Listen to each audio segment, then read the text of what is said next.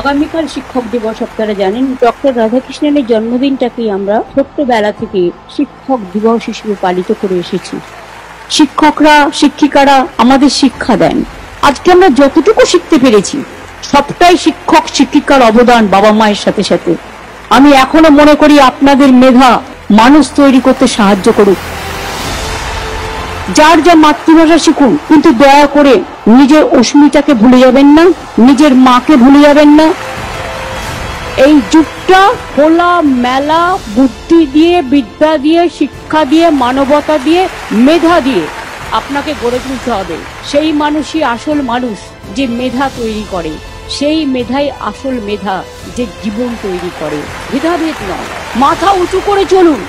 বাংলার মাটিতে যে ছেলেমেয়েরা শিক্ষা গ্রহণ করে তারা দ্য ওয়ার্ল্ড বেস্ট।